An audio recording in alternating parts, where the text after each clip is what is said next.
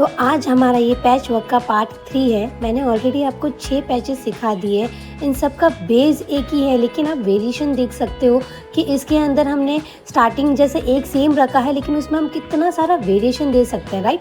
तो इसी तरह मैंने आपको आज और ये 3 पैच वर्क बताने वाली हूँ।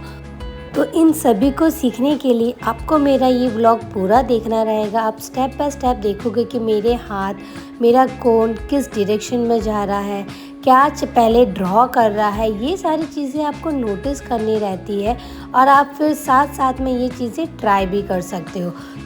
बहुत ही जल्द मैं नेक्स्ट और 3 पैच वर्क आप लोग के लिए लेके आने वाली हूँ और उसके बाद हम कुछ नया सीखेंगे। उसके लिए अगर अभी तक आपने मेरे चैनल को सब्सक्राइब नहीं किया है तो जल्दी से सब्सक्राइब कीजिए और मेरे साथ सीखिए बहुत सारी बेसिक सी नई चीज़ें with new tips and tricks.